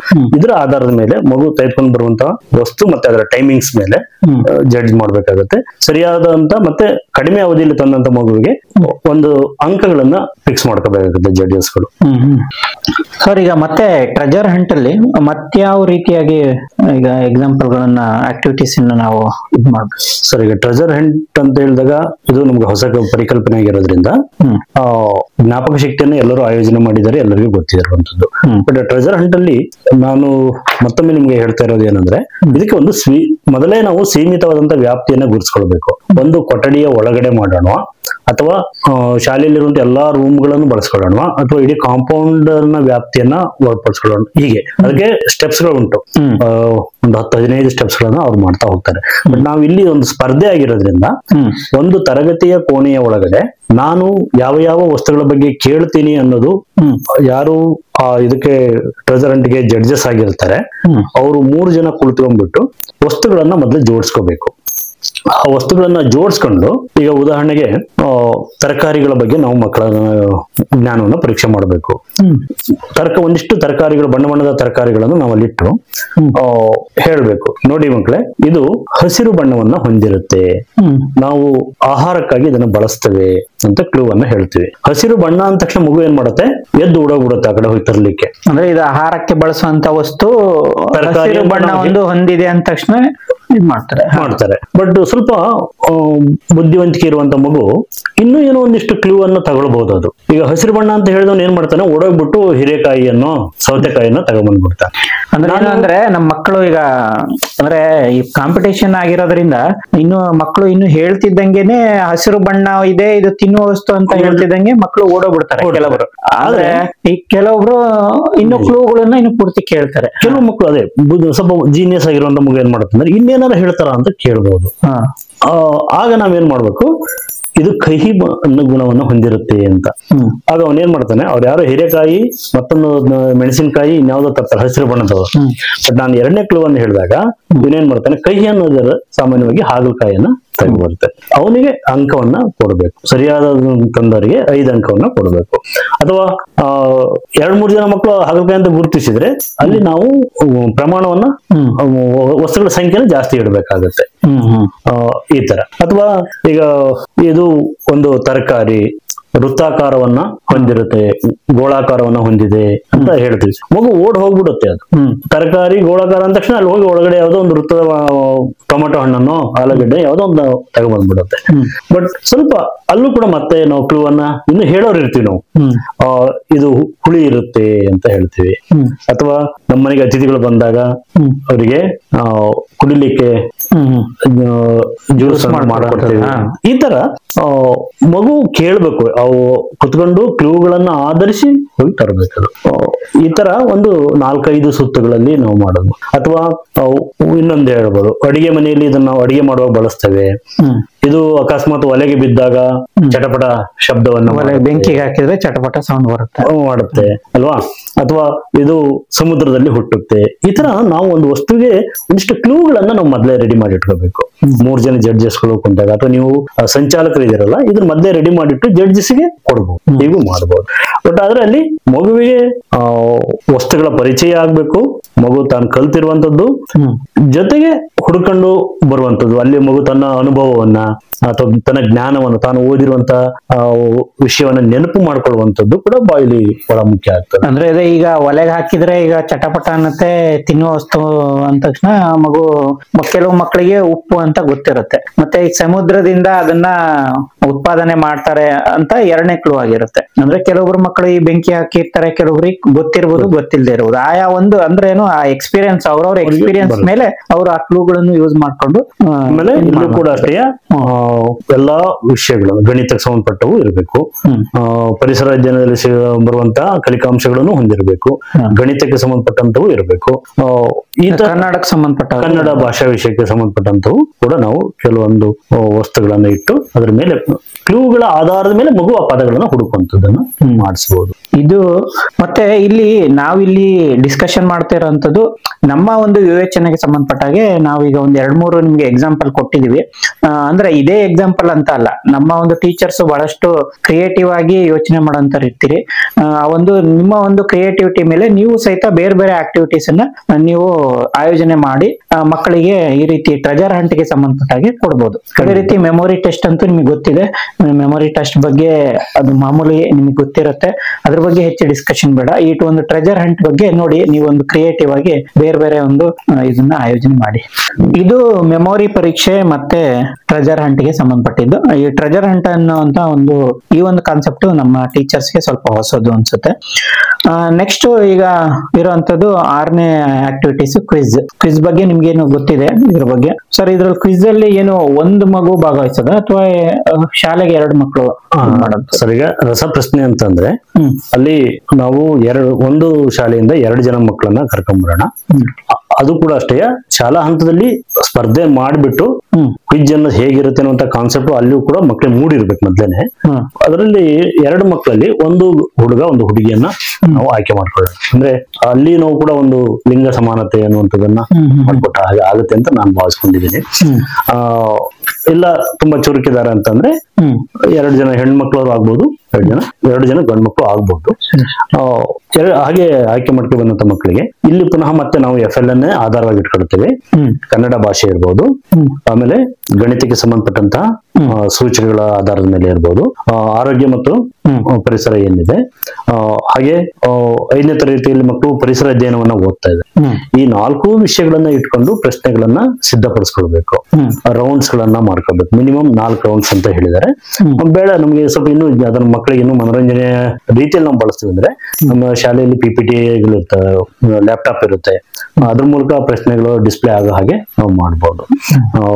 ಬರೀ ಪ್ರಶ್ನೆಗಳನ್ನೇ ಕೇಳೋದಕ್ಕಿಂತ ಒಂದಿಷ್ಟು ಭಿನ್ನವಾಗಿ, ಈಗ ಉದಾಹರಣೆಗೆ ಅಕ್ಷರಗಳನ್ನ ಜಂಬಳ್ಳಾಗಿ ಕೊಟ್ಟು ಅದನ್ನ ಡಿಸ್ಪ್ಲೇ ಮಾಡಿ ತೋರಿಸಿ ಮಗು, ಅಂದ್ರೆ ಅದು ಅಟ್ರಾಕ್ಟಿವ್ ಆಗಿರ್ಲಿ ಅಂತ ಪಿಕ್ಚರ್ ವಿತ್ ಪಿಕ್ಚರ್ಸ್ ಎಲ್ಲ ಯೂಸ್ ಮಾಡಿ ವಿಡಿಯೋಗಳನ್ನ ತೋರಿಸ್ಬಿಟ್ಟು ಅದ್ರ ಮೇಲೆ ಪ್ರಶ್ನೆಗಳನ್ನ ಕೇಳುವಂತದ್ದು. ಏನು ಮಕ್ಕಳ ಕಲಿಕಾಂಶಗಳಿರ್ತಾವಲ್ಲ ಅವುಗಳನ್ನ ಆಧರಿಸಿ ಪ್ರಶ್ನೆಗಳನ್ನ ಆ ಮಕ್ಕಳ ಮಟ್ಟಕ್ಕೆ, ಮಕ್ಕಳ ಹಂತಕ್ಕೆ, ಅವರ ಲೆವೆಲ್ ಅನ್ನ ನೋಡ್ಬಿಟ್ಟು ಪ್ರಶ್ನೆಗಳನ್ನ ನಾವು ತೆಗಿಬೇಕು. ಅಂದ್ರೆ ಇದು ಕ್ವಿಜ್ ಈಗ 1, 2 ಈ ಲೋಯರ್ ಕ್ಲಾಸಿಗೆ ಸ್ವಲ್ಪ ಸೂಟೇಬಲ್ ಆಗಲ್ಲ ಅನ್ಸುತ್ತೆ, ಸ್ವಲ್ಪ ಕಡಿಮೆ ಅನ್ಸುತ್ತೆ. ನೀವು ಅಲ್ಲಿ 1, 2 ಅಂತ ನಾವು ಪರಿಗಣಿಸೋದ್ ಬೇಡ. ಶಾಲೆಯಲ್ಲಿ ನಾವು ಸ್ಪರ್ಧೆಯನ್ನ ಮಾಡಿದ ತಕ್ಷಣ ಗೊತ್ತಾಗ್ಬಿಡುತ್ತೆ ನಮ್ಗೆ. ಅದರಲ್ಲಿ ಹೆಚ್ಚು ಕಡಿಮೆ ಹೈಯರ್ ಕ್ಲಾಸ್ ಮಕ್ಕಳು 4 ಮತ್ತು 5ನೇ ತರಗತಿ ಮಕ್ಕಳೇ ಹೆಚ್ಚು ಬಂದ್ಬಿಡ್ತಾರೆ. ಏನೋ ಸ್ವಲ್ಪ 3ನೇ ತರಗತಿಯಲ್ಲಿ ಅವರು ಅಷ್ಟು ಬ್ರಿಲಿಯಂಟ್ ಮಕ್ಕಳಿದ್ರೆ ಅವರು ಭಾಗವಹಿಸಬಹುದು. ಬಟ್ ಇಲ್ಲಿ ನಾವು ಸ್ಪರ್ಧೆ ಮಾಡಿ ಆ ಮಕ್ಕಳನ್ನ ಆಯ್ಕೆ ಮಾಡ್ಕೊಳ್ಳೋದ್ರಿಂದ ಯಾವುದೇ ಸಮಸ್ಯೆ ಬರೋದಿಲ್ಲ. ಅಂದ್ರೆ ಇದ್ರ ಮುಂಚೆ ಸ್ಕೂಲಲ್ಲೂ ಸಹಿತ ನೀವು ಇದನ್ನ ಕ್ವಿಜ್ ನ ಅಂದ್ರೆ ಕ್ವಿಜ್ಗೆ ಅಂತ ಅಲ್ಲ, ಎಲ್ಲ ಈ ಒಂದು 7 ಚಟುವಟಿಕೆಗೆ ಸಂಬಂಧಪಟ್ಟಂಗೆ ಶಾಲೆಯಲ್ಲಿ ನೀವು ಮುಂಚಿತವಾಗಿ ಒಂದು ಕಾಂಪಿಟೇಷನ್ ಅನ್ನ ಆಯೋಜನೆ ಮಾಡಿ ಅದರಲ್ಲಿ ಮಕ್ಕಳನ್ನ ಸೆಲೆಕ್ಟ್ ಮಾಡ್ಕೋಬೇಕು. ಹೌದು, ಹಾಗೆ ಮಾಡಿದಾಗ ಏನಾಗ್ತದೆ ಅಂತಂದ್ರೆ ಪೋಷಕರಲ್ಲೂ ಕೂಡ ಒಂದು ಅನುಮಾನ ಇರಲ್ಲ. ಕೆಲವರಿಗೆ ಅನಿಸ್ತದೆ ಅವ್ರ ಮಕ್ಕಳಿಗೆ ಮಾತ್ರ ಅವಕಾಶ ಕೊಡ್ತಾರೆ, ಈ ತರದ ಒಂದು ಸಣ್ಣ ಸಣ್ಣ ಅನುಮಾನಗಳು ಅಥವಾ ಅಸಂಖ್ಯ ಪೋಷಕರಲ್ಲಿ ಇರುತ್ತೆ. ಬಟ್ ಓಪನ್ ಆಗಿ ಮಕ್ಕಳೆದುರಿಗೆ ಆ ಸ್ಪರ್ಧೆಯನ್ನು ಮಾಡಿದಾಗ ಅವರೇ ತೀರ್ಮಾನಿಸ್ತಾರೆ, ಅವನು ಚೆನ್ನಾಗಿ ಉತ್ತರ ಕೊಟ್ಟ ಅವನನ್ನ ಆಯ್ಕೆ ಮಾಡ್ಕೊಂಡ್ರು, ಅವಳು ಚೆನ್ನಾಗಿ ಉತ್ತರ ಕೊಟ್ಟರು ಅವನ್ನ ಆಯ್ಕೆ ಮಾಡ್ಕೊಂಡ್ರು ಅಂತ. ನಾವು ಶಾಲಾ ಹಂತದಲ್ಲಿ ಈ ರೀತಿ ಮಾಡೋದು ತುಂಬಾ ಒಳ್ಳೇದು ಅಂತ ನಮ್ಗೆ ಅನಿಸ್ತಾ ಇದೆ. ನೆಕ್ಸ್ಟ್ ಕೊನೆಯದಾಗಿ ಇರುವಂತದ್ದು ಪೋಷಕರು ಮತ್ತು ಮಕ್ಕಳ ಸಹ ಸಂಬಂಧ ಅಂತ ಈ ಒಂದು ಆಕ್ಟಿವಿಟಿ ಹೊಸದಾಗಿ ಇಂಟ್ರೊಡ್ಯೂಸ್ ಮಾಡಿದ್ದಾರೆ. ಅಂದ್ರೆ ಇಲ್ಲಿ ಪೇರೆಂಟ್ಸ್ ಮತ್ತೆ ಮಕ್ಕಳನ್ನ ಇನ್ಕ್ಲೂಡ್ ಮಾಡ್ಕೊಂಡ್ಬಿಟ್ಟು ಈ ಒಂದು ಆಕ್ಟಿವಿಟೀಸ್ ಅನ್ನ ಮಾಡುವಂತದ್ದು. ಇದ್ರ ಬಗ್ಗೆ ಖಂಡಿತ ಸರ್ ಒಂದು ಒಳ್ಳೆಯ ಆಲೋಚನೆ ಅಂತ ನಾನು ಭಾವಿಸ್ಕೊಂಡಿದ್ದೀನಿ. ಯಾಕೆಂದ್ರೆ ಮಗು ಮೊದಲೆಲ್ಲ ನಮ್ಮ ಕಲ್ಪನೆಯಲ್ಲಿ ಏನಿರ್ತಾರೆ, ಮೇಷ್ಟ್ರು ಹೇಳಿದ್ದೆ ಅಂತಿಮ, ಮೇಷ್ಟ್ರು ಹೇಳಿದ್ದನ್ನು ಮಕ್ಕಳು ಕಲಿತಾರೆ ಅನ್ನುವಂತ ಭಾವನೆ ಇತ್ತು. ಬಟ್ ಈ ಪರಿಣಾಮಕಾರಿಯಾದ ಸಂವಹನ ನಡೀತಕ್ಕಂಥದ್ದು ತಾಯಿ ಮತ್ತೆ ಮಗುವಿನ ಮಧ್ಯೆ, ತಾಯಿ ಮತ್ತು ಮಗುವಿನ ಮಧ್ಯೆ ಬಿಟ್ರೆ ತಂದೆ. ಯಾಕಂದ್ರೆ ಅವರ ಆರಂಭದ ಭಾಷೆ ಬೆಳವಣಿಗೆ ಆಗದೆ ತಂದೆ ತಾಯಿಯಿಂದ, ಅವರ ಕುಟುಂಬದ ಸದಸ್ಯರಿಂದ, ಆ ನಂತರದಲ್ಲಿ ಮಗು ಮನೆಯಿಂದ ಹೊರಗೆ ಬರುತ್ತೆ. ಸೊ ಇಲ್ಲಿ ಒಂದು ನಮಗೆ ಬಹಳ ಚೆನ್ನಾಗಿ ಅರ್ಥ ಆಗೋದೇನಂದ್ರೆ, ತಾಯಿ ಹೇಳ್ತಾ ಹೋಗ್ತಾರೆ ಒಂದು ಕಥೆಯನ್ನ ಇಟ್ಕೊಂಡು, ಒಂದು ಚಿತ್ರವನ್ನ ಇಟ್ಕೊಂಡು ಅದಕ್ಕೆ ಸಂಬಂಧಪಟ್ಟಂತ ಕಥೆಯನ್ನ ತಾಯಿ ತನ್ನ ಕಲ್ಪನಾ ಲೋಕದ ಕಥೆಯನ್ನ ಹೇಳ್ತಾ ಹೋಗ್ತಾರೆ, ಮಗು ಬರಿತಾ ಹೋಗು. ಅಂದ್ರೆ ನಾವೀಗ ಚಿತ್ರವನ್ನ ನಾವೀಗ ಅವ್ರಿಗೆ ಅಂದ್ರೆ ಪೇರೆಂಟ್ಸ್ ಕೊಡಬೇಕು. ಅಲ್ಲಿ ಕೊಡುವಂತ ಚಿತ್ರಗಳು ಹೇಗಿರ್ಬೇಕು ಅಂದ್ರೆ ಅವು ಒಂದೇ ಸಾಮರ್ಥ್ಯಕ್ಕೆ ತಕ್ಕ ಹಾಗೆ ಇರ್ಬೇಕು. ಕಥೆಗಳು ಬೇರೆ ಬೇರೆ ಇರ್ಬೋದು, ಬಟ್ ಅವನ್ನ ಆ ಚಿತ್ರಗಳಿದಾವಲ್ಲ, ಯಾರಿಗೋ ಒಂದ್ ಮಗುವಿಗೆ ಕ್ಲಿಷ್ಟಕರವಾಗಿರೋದು ಬರಬಾರ್ದು. ಅವೆಲ್ಲವೂ ಕೂಡ ಒಂದು ಮಟ್ಟವನ್ನ, ಅಂದ್ರೆ ಆ ಮಗು 5ನೇ ತರಗತಿ ಒಳಗಡೆ ಬರುವಂತಹ ಭಾಷಾ ಸಾಮರ್ಥ್ಯ ಏನಿದೆ ಅವುಗಳನ್ನ ಮೀರಿ ಹೋಗ್ಬಾರ್ದು. ಕ್ಲಿಷ್ಟ ಪದಗಳನ್ನ, ತೀರಾ ಕ್ಲಿಷ್ಟವಾದ ಪದಗಳನ್ನ ಬಯಸುವಂತ ಇರುವುದು ಅಂತ ಒಂದೇ ರೀತಿಯ ಕಥೆಗಳನ್ನ ಸೃಷ್ಟಿಸುವಂತ ಅಥವಾ ತಾಯಿಯಂದಿರು ಹೇಳಬಹುದಾದಂತ ಸರಳವಾದಂತ ಚಿತ್ರಗಳನ್ನ ಕೊಟ್ಟು ಮಗುವಿಗೆ ಕಥೆಯನ್ನ ಬರೆಸಬಹುದು. ಅಂದ್ರೆ ಈ ಒಂದು ಕಾಂಪಿಟೇಷನ್ ಅಲ್ಲಿ ಅಂದ್ರೆ ಇದು ಹೊಸದಾಗಿರೋದ್ರಿಂದ ಇದ್ರಲ್ಲಿ ಸೆಲೆಕ್ಷನ್ ಯಾವ ರೀತಿ ಅಂತ ಅಂದ್ರೆ ಈಗ ಒಬ್ಬೊಬ್ಬರಿಗೆ ಒಂದೊಂದು ಚಿತ್ರ ಕೊಟ್ಟಿರ್ತೀವ, ಅಥವಾ ಈಗ ಹೂವಿನ ಚಿತ್ರ ಅಂದ್ರೆ ಎಲ್ಲಾ ಈಗ ಪಾರ್ಟಿಸಿಪೇಟ್ ಮಾಡಿರೋ ಎಲ್ಲಾ ಮಕ್ಕಳು ಪೇರೆಂಟ್ಸ್ಗೂ ಹೂವಿಂದೇ ಕೊಟ್ಟಿರ್ತೀವ. ಈಗ ಇಂಡಿವಿಜುವಲ್ ಆಗಿ ಬೇರೆ ಬೇರೆ ಚಿತ್ರ ಕೊಟ್ಟಿದ್ರೆ ಬೇರೆ ಬೇರೆ ಕಂಟೆಂಟ್ ಔಟ್ಪುಟ್ ಬರುತ್ತೆ. ಸೆಲೆಕ್ಷನ್ ನಾವು ಒಂದು ಗಮನಿಸ್ಬೇಕು ಏನಂದ್ರೆ, ನಾವು ಎಲ್ಲಾ ಮಕ್ಕಳಿಗೂ ಈಗ ಎಲ್ಲಾ ತಾಯಂದಿರು ಚಿತ್ರವನ್ನ ಯಾವ ಆಧಾರದ ಮೇಲೆ ಕೊಡಬೇಕು ಅಂತ ನಾವು ಮೊದಲೇ ಜಡ್ಜ್ಮೆಂಟ್ ಮಾಡುವಂತವ್ರು, ನಾವು ಡಿಸೈಡ್ ಮಾಡ್ಕೋಬೇಕು, ಆಯೋಜನೆ ಮಾಡುವಂತವ್ರು. ಏನಂದ್ರೆ ನೀವು ಎಲ್ಲರಿಗೂ ಒಂದೊಂದು ಪ್ರಾಣಿ ಚಿತ್ರ ಕೊಡಬಹುದು, ಅಥವಾ ಸಸ್ಯಗಳ ಚಿತ್ರವನ್ನ ಕೊಡಬಹುದು, ಅಥವಾ ಕಥೆಯನ್ನ ಹೆಣೆಯುವಂತ ಚಿತ್ರವನ್ನ ಕೊಡಬಹುದು, ಅಥವಾ ವಿಜ್ಞಾನಕ್ಕೆ ಸಂಬಂಧಪಟ್ಟಂತ ಚಿತ್ರಗಳನ್ನು ಕೂಡ ನೀವು ಕೊಡಬಹುದು. ಅಲ್ಲಿ ಕೊಡುವಾಗ ಎಲ್ಲಾ ಮಕ್ಕಳಿಗೂ ಕೂಡ ಒಂದು ಸಮಾನವಾದಂತ ರೀತಿಯಲ್ಲೇ ಇರ್ಬೇಕದು. ನೀವು ಹೂವಿನ ಚಿತ್ರವನ್ನ, ಸಸ್ಯದ ಚಿತ್ರಗಳನ್ನು ಕೊಡ್ತೀರಾ, ಸಸ್ಯವನ್ನ ಬೇರೆ ಬೇರೆ ಸಸ್ಯ ಕೊಡಿ, ಆದ್ರೆ ಎಲ್ಲವೂ ಸಸ್ಯದ್ದೇ ಆಗಿರ್ಬೇಕು. ಪ್ರಾಣಿಗಳದ್ದು ಕೊಡ್ತೀರಾ, ಪ್ರಾಣಿಗಳ ಚಿತ್ರವನ್ನೇ ನೀವು ಕೊಡಿ. ಹೀಗೆ ನನಗೆ ಅನಿಸೋದು ಏನಂತಂದ್ರೆ ಒಂದಿಷ್ಟು ಕಲ್ಪನೆಗೂ ಅವಕಾಶ ಇರೋ ಹಾಗೆ, ಕಲ್ಪನೆಗೂ ಅವಕಾಶ ಇರಬೇಕು ಅನ್ನೋದಾದ್ರೆ ನಾವೇನ್ ಮಾಡ್ಬೋದು, ಒಂದು ಯಾವ್ದೋ ಒಂದು ಸರಳ ಕಥೆಯನ್ನ ಹೇಳ್ಬೋದಾದಂತ ಒಂದು ಚಿತ್ರವನ್ನು ಕೊಟ್ರೆ ಅಲ್ಲಿ ತಾಯಿ ವಿವರಿಸ್ತಾ ಹೋಗ್ತಾಳೆ ಅಥವಾ ಕಥೆಯನ್ನು ಹೇಳ್ತಾ ಹೋಗ್ತಾಳೆ. ಆಗ ಮಗು ಏನ್ ಮಾಡುತ್ತೆ, ತಾಯಿ ಹೇಳಿದ್ದನ್ನು ಬರಿಬಹುದು, ಅದ್ರ ಜೊತೆ ತನ್ನದು ಒಂದಿಷ್ಟು ವರ್ಡ್ಸ್ ಗಳನ್ನು ಸೇರಿಸ್ಕೊಂಡು ಬರಿಬಹುದು. ಒಟ್ಟಾರೆ ಇಲ್ಲಿ ಏನಂದ್ರೆ ತಾಯಿ ಹೇಳುವಂತ ಅಂಶವನ್ನ ಮಗು ಗಮನಿಸ್ತದೆಯೋ ಇಲ್ಲೋ ಅನ್ನುವಂಥದ್ದನ್ನ ನಾವು ಪರೀಕ್ಷೆ ಮಾಡ್ತಾ ಹೋಗ್ತೀವಿ. ಅಂದ್ರೆ ಈ ಒಂದು ಕಾನ್ಸೆಪ್ಟ್ ಅನ್ನ ಈ ಸರಿ ಅಂದ್ರೆ ಪೇರೆಂಟ್ಸ್ ಇನ್ನು ಇನ್ಕ್ಲೂಡ್ ಮಾಡ್ಕೊಂಡು ಮಾಡಿದ್ದಂದ್ರೆ ಈ ಒಂದು ಉದ್ದೇಶ ಏನು ಅಂತ ಸರ್, ಇದು ಈ ತರ ಕಾನ್ಸೆಪ್ಟ್ ಅನ್ನ ಮಾಡಿರ್ಲಿಲ್ಲ. ಅದೇ ನಾವು ಇಲ್ಲಿವರೆಗೂ ಅದು ಏನು ಅಂದ್ಕೊಂಡಿದ್ವಿ ಅಂತಂದ್ರೆ, ಶಿಕ್ಷಣ ಅಂತಂದ್ರೆ ಒಂದು ತರಗತಿ ಕೋಣೆಗಳ ಮಧ್ಯೆ ಶಿಕ್ಷಕರು ಮತ್ತೆ ಮಕ್ಕಳ ಮಧ್ಯೆ ಮಾತ್ರ ನಡೀತದೆ ಅಂತ ಕಲಿಕಾ ಪ್ರಕ್ರಿಯೆ. ಬಟ್ ಈಗ ಕಲಿಕೆ ಎನ್ನುವಂಥದ್ದು ಅನುಭವಾತ್ಮಕವಾಗಿ ಉಂಟಾಗ್ತದೆ ಎನ್ನುವಂಥ ಸತ್ಯ ಎಲ್ಲರಿಗೂ ಗೊತ್ತಾಗಿರೋದ್ರಿಂದ ನಾವು ಕಲಿಕೆಯನ್ನು ತರಗತಿ ಕೋಣೆಯ ಹೊರಗೂ ನಡೀತದೆ ಅಂತ ಹೇಳಿ ನಾವು ಅರ್ಥೈಸ್ಕೊಂಡಿರೋದ್ರಿಂದ ಮಗು ತಾಯಿ ತನ್ನ ಪರಿಸರದಲ್ಲಿರುವಂತಹ ಕುಟುಂಬದ ಸದಸ್ಯರ ಮೂಲಕನೂ ಕಲಿಯುತ್ತೆ. ಅವರು ಒಂದಿಷ್ಟು ಪರಿಣಾಮಕಾರಿಯಾಗಿ ಹೇಳಿದ್ದನ್ನ ಪರಿಣಾಮಕಾರಿ ತಗೊಳುತ್ತೆ ಮಗು ಅನ್ನೋದು ನಮ್ಗೆ ಅರ್ಥ ಆಗಿರೋದ್ರಿಂದ ಇಲ್ಲಿ ಕುಟುಂಬದ ಸದಸ್ಯರ ಹೇಳುವುದನ್ನ ಮಗು ಎಷ್ಟರ ಮಟ್ಟಿಗೆ ಗ್ರಹಿಸುತ್ತೆ ಅನ್ನೋದು ಕೂಡ ನಮಗೂ ಅರ್ಥ ಆಗುತ್ತೆ. ಅಂದ್ರೆ ಮನೆಯೇ ಮೊದಲ ಪಾಠಶಾಲೆ, ತಾಯಿಯ ಮೊದಲ ಗುರು ಅನ್ನೋ ರೀತಿ ಈ ಒಂದು ಕಾನ್ಸೆಪ್ಟ್ ಅನ್ನ ಇಂಟ್ರೊಡ್ಯೂಸ್ ಅನ್ಕೊಂಡಾಗ್ಯೂ ಕೂಡ ನಾವು ಅದನ್ನ ಅಷ್ಟು ಗಂಭೀರವಾಗಿ ತೆಗೆದುಕೊಂಡಿರ್ಲಿಲ್ಲ. ಬಟ್ ಈಗ ಪ್ರತಿ ಕ್ಷಣದಲ್ಲೂ ಮಗು ಕಲಿಯುವುದಕ್ಕೆ ಸಿದ್ಧವಾಗಿರುತ್ತೆ ಅನ್ನೋದು ಎಲ್ಲರಿಗೂ ಗೊತ್ತಾಗಿರೋದ್ರಿಂದ ತಾಯಿ ಅಥವಾ ತಂದೆ ಕುಟುಂಬದ ಸದಸ್ಯರು ಹೇಳುವುದನ್ನ ಎಷ್ಟರ ಮಟ್ಟಿಗೆ ಪರಿಣಾಮಕಾರಿಯಾಗಿ ತಗೊಳುತ್ತೆ ಅಂತ ನಾವು ಇಲ್ಲಿ ಗಮನಿಸ್ತಾ ಹೋಗ್ತೀವಿ. ಕೆಲವು ಮಕ್ಕಳು ಹೇಳಿದ್ದನ್ನ ಕೇಳಿಸ್ಕೊಳ್ಳದೇ ಇರಬಹುದು, ಅಥವಾ ಕೇಳಿಸ್ಕೊಂಡಿದ್ದನ್ನ ಸರಿಯಾಗಿ ಬರಿದೇನೆ ಇರಬಹುದು. ಸೊ ಇಲ್ಲೇನಾಗುತ್ತೆ, ಸಂವಹನ ಪ್ರಕ್ರಿಯೆ ಅವರ ಮಧ್ಯೆ ಯಾವ ಮಟ್ಟದಲ್ಲಿ ನಡೀತದೆ ಅನ್ನೋದು ಕೂಡ ನಮ್ಗೆ ಅರ್ಥ ಆಗುತ್ತೆ.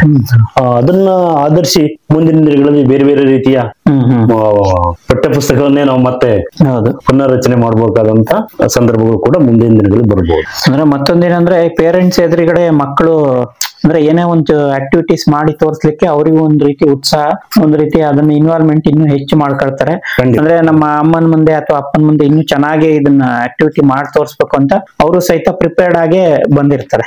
ಇಲ್ಲಿ ಒಂದು ಅಂಶವನ್ನು ನಾವು ಗಮನಿಸ್ಬೇಕು. ಅವರಿಗೆ ಬೇಕಾಗಿರುವಂತಹ ಹಾಳೆಗಳಿರ್ಬೋದು, ಪೆನ್ನುಗಳಿರ್ಬೋದು, ಅಥವಾ ಬಣ್ಣ ಇರ್ಬೋದು, ಏನೇನ್ ಬೇಕು, ನಾವ್ ಏನು ಯಾವ ರೀತಿ ಸ್ಪರ್ಧೆ ಮಾಡ್ತೀವಿ ಅನ್ನೋದ್ರ ಮೊದಲೇ ಆಯೋಜಿಸಿಕೊಂಡು ವ್ಯವಸ್ಥಾಪಕರು ಏನ್ ಮಾಡ್ಬೇಕು, ಅದಕ್ಕೆ ಬೇಕಾಗಿರುವಂತಹ ಪರಿಕರಗಳನ್ನ ಪೋಷಕರಿಗೆ ಒದಗಿಸ್ಕೊಡ್ಬೇಕು, ಪೋಷಕರಿಗೆ ಮತ್ತೆ ಮಕ್ಕಳಿಗೆ. ಸರ್, ಈ ಒಂದು 7ನೇ ಆಕ್ಟಿವಿಟಿ, ಈ ಆಕ್ಟಿವಿಟಿಗೆ ಸಂಬಂಧಪಟ್ಟಂಗೆ ಈ ಪೇರೆಂಟ್ಸ್ ಇನ್ಕ್ಲೂಡ್ ಮಾಡ್ಕೊಳ್ಳೋದ್ರಿಂದ ಅಂದ್ರೆ ನೀವು ಹೇಳಿದ್ರಿ ಈಗ ಯಾವ್ದೋ ಒಂದು ಚಿತ್ರಗಳನ್ನು ಪ್ರೊವೈಡ್ ಮಾಡಬೇಕು ಅಂತ, ಅಂದ್ರೆ ಆ ಚಿತ್ರಗಳು ಯಾವ ರೀತಿಯಾಗಿ ಇರಬೇಕು, ಅಥವಾ ಏನ್ ಸಿಂಗಲ್ ಪಿಕ್ಚರ್ ಇರ್ಬೇಕಾ, ಅಥವಾ ಯಾವ್ದಾರ ಒಂದು ಸನ್ನಿವೇಶ ಅದರಲ್ಲಿ ಇನ್ಕ್ಲೂಡ್ ಆಗಿ ಆ ರೀತಿ ಒಂದು ಇದಿರ್ಬೇಕು, ಪಿಕ್ಚರ್ ಇರ್ಬೇಕಂತ. ನಾವು ಇಲ್ಲಿ ಮಕ್ಕಳು ಮತ್ತು ಪೋಷಕರ ಸಹ ಸಂಬಂಧ ಅಂತ ಇರೋದ್ರಿಂದ ಮಗು ಪೋಷಕರ ಜೊತೆಗೆ ಹೇಗೆ ಸಂವಹನವನ್ನ ನಡೆಸುತ್ತೆ, ಪೋಷಕರ ಮಾತುಗಳನ್ನ ಹೇಗೆ ಆಲಿಸುತ್ತೆ, ಆ ವಿಷಯವನ್ನ ಎಷ್ಟು ಪರಿಣಾಮಕಾರಿಯಾಗಿ ಮಗು ಅರ್ಥೈಸ್ಕೊಳ್ಳುತ್ತೆ ಅನ್ನೋದನ್ನ ನಾವು ಪರೀಕ್ಷೆ ಮಾಡುತ್ತೆ. ಇಲ್ಲಿ ಸಾಮಾನ್ಯವಾಗಿ ನಾವ್ ಏನ್ ಮಾಡ್ಬೇಕು ಅಂತಂದ್ರೆ 10 ಮಕ್ಕಳಿದ್ದಾರೆ ಅಂದ್ರೆ ಒಂದು ಚಿತ್ರ ಕಥೆಯನ್ನ ಬರೆಯುವುದಕ್ಕೆ ಬರುವಂತಹ ಕಥಾ ಸನ್ನಿವೇಶವನ್ನ ಸೃಷ್ಟಿಸಬಹುದಂತ ಸರಳವಾದಂತ ಚಿತ್ರಗಳು, ಅಲ್ಲಿ ಪ್ರಾಣಿ ಪಕ್ಷಿಗಳ ಮೇಲೆ ಕಥೆಗಳನ್ನ ಹೇಳ್ಬೋದು, ಅಥವಾ ಯಾರೋ ಮನುಷ್ಯರ ಸಂಬಂಧಗಳ ಬಗ್ಗೆ ಕಥೆಗಳನ್ನ ಹೇಳ್ಬೋದು. ಅಂತಹ ಒಂದು ಸಮಾನವಾಗಿರುವಂತಹ ಸಾಮರ್ಥ್ಯವನ್ನು ಹೊಂದಿರುವಂತಹ ಒಂದು 10 ಸನ್ನಿವೇಶಗಳನ್ನ ಪೋಷಕರಿಗೆ ಒಬ್ಬೊಬ್ಬರಿಗೆ ಒಂದನ್ನು ಕೊಡ್ಬೇಕು. ನಾವು ಕೊಟ್ಟು ಅವ್ರು ಏನ್ ಮಾಡ್ಬೇಕಂದ್ರೆ ಆ ಚಿತ್ರವನ್ನ ನೋಡಿದಾಗ ಅವ್ರಿಗೆ ಏನ್ ಅನಿಸುತ್ತೆ ಅನ್ನುವುದನ್ನ ಒಂದು ಕಥೆಯ ರೂಪದಲ್ಲಿ ಸರಳವಾಗಿ ಹೇಳ್ತಾ ಹೋದ್ರೆ ಸಾಕು. ಅಂದ್ರೆ ಕಥೆಯನ್ನ ಅವ್ರು ಹೇಳ್ಬೇಕು, ಕಥೆಯನ್ನ ಕಟ್ಟಬೇಕು. ಅಂದ್ರೆ ಕೊಡಂತ ಪಿಕ್ಚರ್ ಹೆಂಗಿರ್ಬೇಕಂದ್ರೆ ಅದು ಒಂದ್ ರೀತಿ ಸನ್ನಿವೇಶವಾಗಿ ಕ್ಯಾರೆಕ್ಟರ್ಗಳು ಸಹಿತ ಅದರಲ್ಲಿ ಇರಬೇಕು. ಅಂದ್ರೆ 1-2 ಕ್ಯಾರೆಕ್ಟರ್ ಬರ್ಬೇಕು, ಈ ಪ್ರಾಣಿಗಳದ್ದು ಅಥವಾ ಪಕ್ಷಿಗಳದ್ದು ಅಥವಾ ಯಾವ್ದೋ ಮನುಷ್ಯರದ್ದು ಇರೋಂಥದ್ದು. ಅಂದ್ರೆ ಸನ್ನಿವೇಶ ಅದ್ ನೋಡಿದ್ರೆ ಅದ್ರ ಬಗ್ಗೆ ಅದರ ಪಿಕ್ಚರ್ ನೋಡಿ ಅದು ಕಥೆಯನ್ನ ಕಟ್ಟಬೇಕು ಅವ್ರೆ. ಅಂದ್ರೆ ಏನು, ಅವ್ರ ಮಗು ಮತ್ತೆ ಆ ಪೇರೆಂಟ್ಸ್, ತಾಯಿ ಬಿಟ್ಟು ಅಥವಾ ತಂದೆ, ಇಲ್ಲಿ ಅವರ ಒಂದು ಬುದ್ಧಿವಂತಿಕೆಯೂ ಕೂಡ ಪರಿಣಾಮವನ್ನು ಬೀರುತ್ತೆ. ವಾಕ್ಯಗಳ ರಚನೆ ಅದನ್ನೆಲ್ಲವನ್ನು ಗಮನಿಸಿ ಅದಕ್ಕೆ ಫಲಿತಾಂಶವನ್ನು ನಿರ್ಧರಿಸಬೇಕಾಗುತ್ತೆ.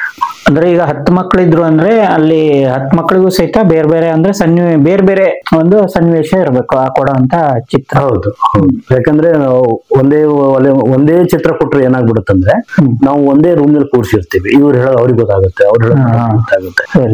ಅದಕ್ಕೋಸ್ಕರ ಏನ್ ಮಾಡ್ಬೇಕು ಅಂದ್ರೆ ಚಿತ್ರವನ್ನೇ ಬೇರೆ ಬೇರೆ ಕೊಡೋಣ, ಆ ಚಿತ್ರವನ್ನ ನೋಡ್ಕೊಂಡು ಅವ್ರ ಕಥೆಯನ್ನ ಕಟ್ಟಿ. ಅಂದ್ರೆ ಇಲ್ಲಿ ಅಂದ್ರೆ ಮಗು ಮತ್ತೆ ಆ ಒಂದು ಪೇರೆಂಟಿನ ಕಮ್ಯುನಿಕೇಶನ್ ಸ್ಕಿಲ್, ಮತ್ತೆ ಆ ಮಗು ಆ ಒಂದು ಕೇಳಿಸೋ ಅಂತ ಲಿಸ್ನಿಂಗ್ ಸ್ಕಿಲ್, ನೆಕ್ಸ್ಟ್ ಆ ಮಗು ಬರೆಯುವಂತ ರೈಟಿಂಗ್ ಸ್ಕಿಲ್, ಇವೆಲ್ಲ ಸ್ಕಿಲ್ ಸಹಿತ. ಆಮೇಲೆ ಮುಖ್ಯವಾಗಿ ನಾವು ಗಮನಿಸಬೇಕಾಗಿರೋದು ಏನಂದ್ರೆ ಏಕಾಏಕಿಯಾಗಿ ಪೋಷಕರನ್ನ ತಂದು ನಾವು ಸ್ಪರ್ಧೆಗೆ ಒಡ್ಡಕ್ಕಾಗೋದಿಲ್ಲ.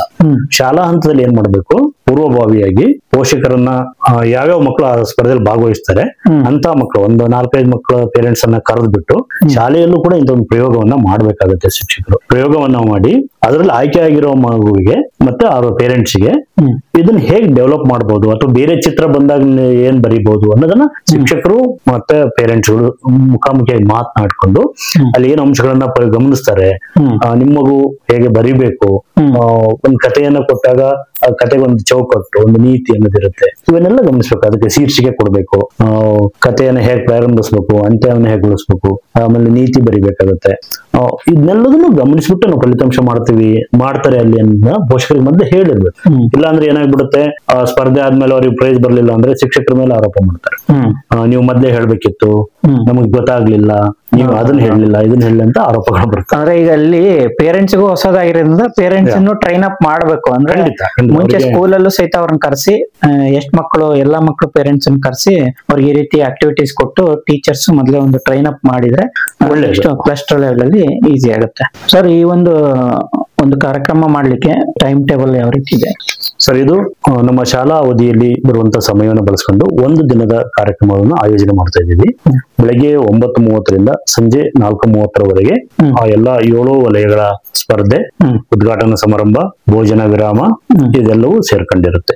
ಇಲ್ಲಿ ಉದ್ಘಾಟನೆ ಅಂತ ಬಂದಾಗ ನಾವು ಯಾವುದೇ ಒಂದು ಕಾರ್ಯಕ್ರಮವನ್ನು ಆಯೋಜನೆ ಮಾಡ್ಬೇಕಾದ್ರೆ ಅಲ್ಲಿ ಆ ಸಮುದಾಯದ ಜನರಿಗೆ ಇದು ಏನು ಎಂತ ಅಂತೇಳಿ ಅವರಿಗೆ ಗೊತ್ತಾಗ್ಬೇಕು. ಹಾಗಾಗಿ ಸ್ಥಳೀಯ ಜನಪ್ರತಿನಿಧಿಗಳು, ಗ್ರಾಮ ಪಂಚಾಯತಿಯ ಇರ್ಬೋದು ಅಥವಾ ಪುರಸಭೆಯವರು ಇರ್ಬೋದು, ಅಲ್ಲಿಯ ಜನಪ್ರತಿನಿಧಿಗಳನ್ನ ಅಥವಾ ಅಲ್ಲಿಯೇ ಇರುವಂತಹ ಹಿರಿಯ ಅಧಿಕಾರಿಗಳನ್ನ, ಶಿಕ್ಷಣ ಇಲಾಖೆಯಲ್ಲಿ ಬರುವಂತಹ ಕ್ಷೇತ್ರ ಶಿಕ್ಷಣಾಧಿಕಾರಿಗಳು, ಕ್ಷೇತ್ರ ಸಮನ್ವಯಾಧಿಕಾರಿಗಳು ಇರ್ಬೋದು, ಆ ಭಾಗದ ಇಸಿಒ, ಆ ಭಾಗದ BRP ಗಳನ್ನ ಕರೆದ್ಬಿಟ್ಟು ಒಂದು ಅರ್ಧ ಗಂಟೆ ಸಮಯದಲ್ಲಿ ಒಂದು ಉದ್ಘಾಟನೆ ಮಾಡಿಬಿಟ್ಟು ನಮ್ಮ ಇಲಾಖೆಯ ಶಿಷ್ಟಾಚಾರಗಳನ್ನೆಲ್ಲವನ್ನು ಪಾಲಿಸ್ಬಿಟ್ಟು ಆ ಕಾರ್ಯಕ್ರಮದ ಉದ್ದೇಶಗಳ ಬಗ್ಗೆ ಒಂದೆರಡು, ಅಲ್ಲಿ ಅನಗತ್ಯ ವಿಷಯಗಳ ಬಗ್ಗೆ ಚರ್ಚೆ ಮಾಡೋದು ಬೇಡ, ಸಮಯವನ್ನು ಕೂಡ ಹರಣ ಮಾಡೋದು ಬೇಡ.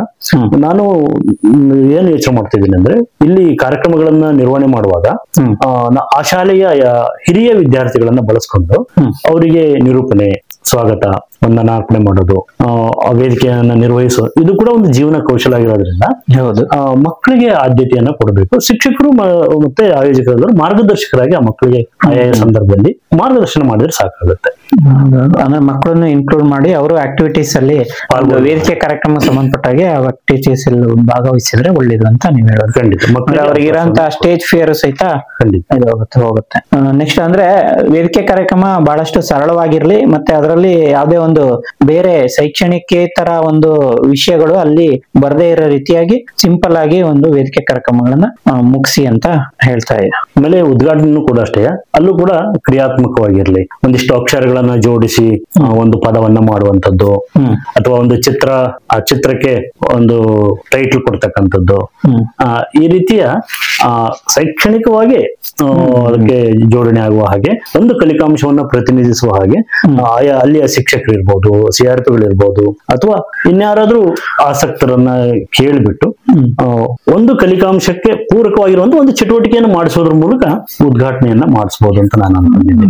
ಅಂದ್ರೆ ಸರ್, ಈಗ ಒಂದು ಶಾಲೆಯಿಂದ ಈಗ ಎಷ್ಟು ಮಕ್ಕಳು ಅನ್ನೋದಾದ್ರೆ, ಈಗ 7 ಈವೆಂಟಿಗೆ 7 ಜನ ಮತ್ತೆ ಕ್ವಿಜ್ಗೆ 2 ಜನ ಆಗೋದ್ರಿಂದ ಮಕ್ಕಳು ಒಟ್ಟು ಈ ಎಲ್ಲಾ ಈವೆಂಟ್ ಇಂದ 8 ಮಕ್ಕಳನ್ನ ಒಂದು ಶಾಲೆಯಿಂದ ಕರ್ಕೊಂಡ್ ಬರ್ತಾರೆ. ಪೇರೆಂಟ್ಸ್ ಅಂದ್ರೆ ಈಗ ಪೋಷಕರು ಮತ್ತು ಮಕ್ಕಳ ಸಹ ಸಂಬಂಧ ಚಟುವಟಿಕೆ ಮಾತ್ರ, ಆ ಒಂದು ಚಟುವಟಿಕೆ ಮಾತ್ರ ಒಬ್ರು ಪೇರೆಂಟ್ ನ ಕರ್ಕೊಂಬರ, ಜೊತೆಗೆ ಒಬ್ಬ ಶಿಕ್ಷಕ, ಒಬ್ರು teacher.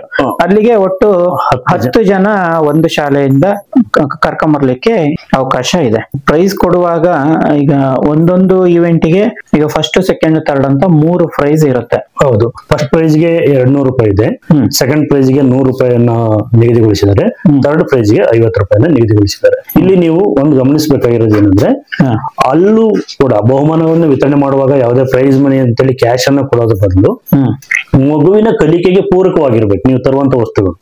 Drawing book ಗಳಿರ್ಬೋದು, crayons box ಗಳಿರ್ಬೋದು, ಎಷ್ಟೋ ಮಕ್ಕಳಲ್ಲಿ ಜಾಮಿಟ್ರಿ ಬಾಕ್ಸ್ ಗಳು ಇರೋದಿಲ್ಲ. ಅಂತ ಜಾಮಿಟ್ರಿ ಬಾಕ್ಸ್ ಗಳು ಆ ಹಣದಲ್ಲಿ ಜಾಮಿಟ್ರಿ ಬಾಕ್ಸ್ ಬಂದ್ರೆ ಆ ಮಕ್ಕಳಿಗೆ ಆ ಒಂದು ಜಾಮಿಟ್ರಿ ಬಾಕ್ಸ್ ಅನ್ನ ಕೊಡಿಸುವಂತದ್ದು.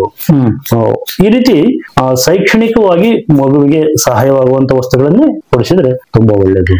ಒಟ್ಟಿನಲ್ಲಿ ಏನು ಅಂದ್ರೆ ಈ ಒಂದು 7 ಇವೆಂಟ್ಗೆ ಸಂಬಂಧಪಟ್ಟಾಗೆ ಇದೇ ರೀತಿ ಮಾಡಿ ಅಂತ ಯಾವುದೇ ಒಂದು ಬೌಂಡ್ರಿ ಆಗ್ಲಿ ಅಥವಾ ಲಿಮಿಟೇಷನ್ ಆಗ್ಲಿ ಇಲ್ಲ. ಅಂದ್ರೆ ನಿಮ್ಮ ಒಂದು ವಿವೇಚನೆಗೆ ಬಿಟ್ಟ ಹಾಗೆ, ಅದೇ ರೀತಿಯಾಗಿ ನಿಮ್ಮ ಕ್ರಿಯೇಟಿವಿಟಿಗೆ ಸಂಬಂಧಪಟ್ಟಾಗೆ ನೀವು ಹೊಸದಾಗಿ ನಿಮ್ಮ ಆಕ್ಟಿವಿಟೀಸ್ ನ ನೀವು ಕ್ರಿಯೇಟ್ ಮಾಡಿ ಅದನ್ನ ಆಯೋಜನೆ ಮಾಡಿ ಈ ಒಂದು 7 ಆಕ್ಟಿವಿಟೀಸ್ ನ ನೀವು ಬಹಳಷ್ಟು ಎಫೆಕ್ಟಿವ್ ಆಗಿ ಇದನ್ನ ನಿರ್ವಹಿಸಬೇಕು ಅಂತ ನಾವು ಕೇಳ್ಕೊಳ್ತಾ ಈ ಒಂದು ಕಾರ್ಯಕ್ರಮಕ್ಕೆ ಆಗಮಿಸಿ ಒಂದು ಚಟುವಟಿಕೆಗಳ ಬಗ್ಗೆ ಇಲ್ಲಿಯವರೆಗೆ ಬಹಳಷ್ಟು ವಿವರವಾಗಿ ನಮ್ಮೊಂದಿಗೆ ಚರ್ಚೆ ಮಾಡಿದಂತ ಶ್ರೀಯುತ ಮಂಜಪ್ಪ ಸರ್ ಅವರು, BRPಗಳು, ಸೊರಬ ತಾಲೂಕು, ಇವರಿಗೆ ಈ ಒಂದು ಕಾರ್ಯಕ್ರಮದ ಪರವಾಗಿ ನಿಮ್ಮೆಲ್ಲರ ಪರವಾಗಿ ಧನ್ಯವಾದಗಳನ್ನು ತಿಳಿಸ್ತೀವಿ. ನಮಸ್ಕಾರ. ಇಲ್ಲಿವರೆಗೆ ಈ ಒಂದು ಕಲಿಕಾ ಹಬ್ಬದ ಒಂದು ಚರ್ಚೆಯನ್ನ ನೀವೆಲ್ಲ ನೋಡಿದಕ್ಕಾಗಿ ಎಲ್ರಿಗೂ ಧನ್ಯವಾದಗಳನ್ನು ತಿಳಿಸ್ತಾ ಎಲ್ರಿಗೂ ನಮಸ್ಕಾರ.